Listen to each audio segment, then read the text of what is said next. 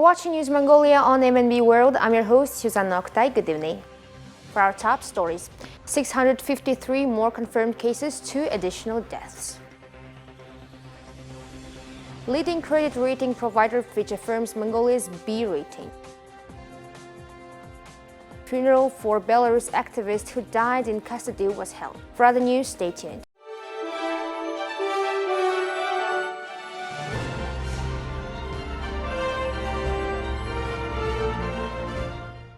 The Ministry of Health reported that 653 new COVID-19 cases were confirmed nationwide in the past 24 hours and 2 more people have died. As of today, 653 new cases were confirmed after taking tests from 6,237 people nationwide. 533 more patients have recovered, including 403 patients who are being treated at hospitals and 230 people who are being treated at home. Unfortunately, 2 people aged 65 and 73 died due to COVID-19 complications within the past 24 hours. Of today's new cases, all cases are of domestic transmission. 625 cases were confirmed in Ulaanbaatar and 28 were confirmed in the provinces, with most of the cases recorded in Tuv and Arkham provinces. Among the 4,285 COVID-19 patients being treated at hospitals nationwide, 50.6% are showing mild symptoms of illness, and 118 are in critical condition. Additionally, 1,827 patients are being treated at home. Yesterday, 55,457 people received vaccination. In total, in the country, 1.84 million people have received the first dose and 944,000 have received the second dose of COVID-19 vaccine. Mongolia ranks among the top countries in the country by the percentage of population who have received at least one COVID-19 shot. Health officials advise people not to get service at restaurants and coffee shops before gaining full immunity.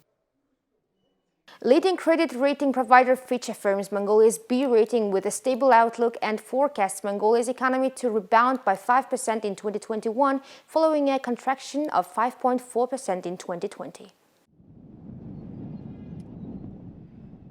Growth of 15.5% year-over-year was reported in the first quarter of 2021, due in large part to a strong export performance. Border restrictions on copper and coal exports to China, Mongolia's most important trading partner, were subsequently imposed in April and May as a pandemic containment measure, following a rush of COVID-19 cases among cross-border truck drivers. Fitch believes this may temporarily disrupt but will not derail Mongolia's recovery. After recent health enhancements at the border, including increased vaccinations and testing capacity, Fitch expects domestic activity to gain momentum in the coming quarters, underpinned by Mongolia's nationwide vaccination rollout, a phased easing of social distancing measures, and targeted relief measures to support households and businesses. As Mongolia plans to immunize all its adult population by July 1st, Fitch forecasts this will pave the way for recovery in consumption, services, and other non-mining activity in the second half of 2021. Fitch projects the budget deficit will be moderate at 5.3% of GDP in 2021 from 9.5% in 2020, and that general government debt will edge down by 2 percentage points to 74% of gross domestic product by the end of 2021, still above the current B median of 68%. According to Fitch, Mongolia still remains vulnerable to external shocks in light of narrow economic base and heavy reliance on external funding. Now let's take a look at Mongolia's current affairs. The Deputy Minister for Foreign Affairs, Mr. Mokhchim Batsenber, received His Excellency Mr. Krzysztof Boyka, Ambassador of Poland to Mongolia. While noting that the reopening of the Polish embassy in Ulaanbaatar is the key in strengthening the relations and partnership between the two countries, Deputy Minister Mokhchim reiterated the readiness of the Ministry of Foreign Affairs of Mongolia to support Ambassador Boyka in this endeavor. Diplomatic relations between the two countries were established on the 14th of April 1950. During the meeting, the sides exchanged views on efforts and initiatives to revitalize the bilateral relations as well as trade and economic cooperation. We remind you that in January 2021, the Polish Foreign Minister Zbigniew Rau said that the decision to reopen the embassy was an important step in tightening relations between the two countries.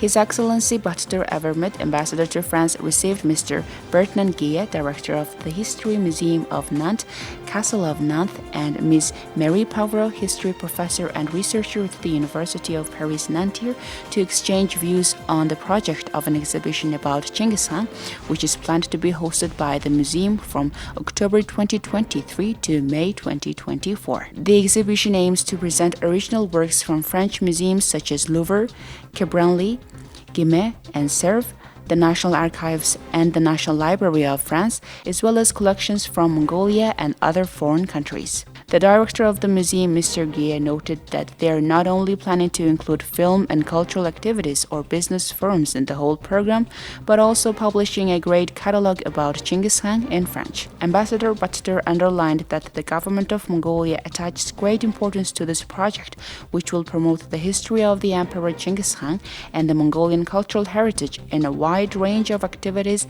and expressed its readiness to collaborate with the museum in all aspects. The History Museum of Nantes, which will host the exhibition, is located at Château de Dec de Breton and welcomes nearly 1.7 million visitors annually, and is the most visited place in the west of France and the 13th most prestigious historic place in France.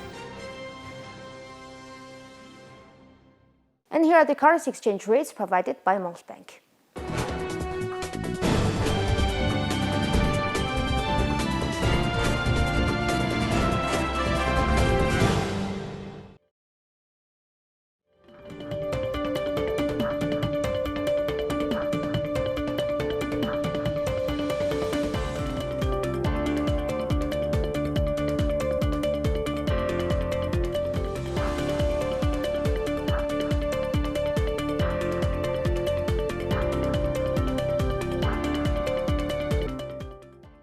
The FIBA 3x3 basketball qualifiers are being held in Graz, Austria. On the first night of the competition, men's top seeds Mongolia were one of 6 teams to win both their matches as the first ever Olympic 3x3 basketball qualifier got underway last night. But he saved it to the wrong team. Mongolia beat Poland 22-18 and Turkey 21-13 to set it up Pool A following an action-packed day in Austria.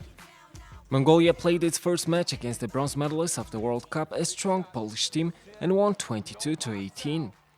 From the very beginning of the match, the Polish team took the lead, and the Mongolian national team managed to close the gap. At the end of the match, Tsingumbair's long-distance shot secured one of the hardest matches of the Mongolian national team. The Mongolian team played its second match against Turkey and won 21-13. At the beginning of the match, both teams scored points in a row and showed equal competition. At the end of the match, Dulgo and Tsingumbair successfully completed their long-range shots, and the Mongolian team won for the second time. After the first day, the Mongolian team lead Group A with 2 wins and a total of 43 points in 2 games. They are followed by Brazil, also with 2 wins. The Mongolian team will play its next matches against the Czech Republic and Brazil. Especially important is the game against Brazil. Brazil, who smashed Turkey 21-6 and beat the Czechs 21-14, also have a perfect record. Unlike their male counterparts, the Japan's women's team has not qualified for 3x3 basketball's Olympic debut as the host nation, hence their presence at the International Basketball Federation tournament. The top 2 in each pool will advance to the knockout round. 4 women's Olympic berths and 3 men's places are on offer at the qualifier. The other 4 pools will be in action tomorrow, including the top-ranked French women's side and the United States men, who are seeded second. And here's the weather forecast for the world's major cities.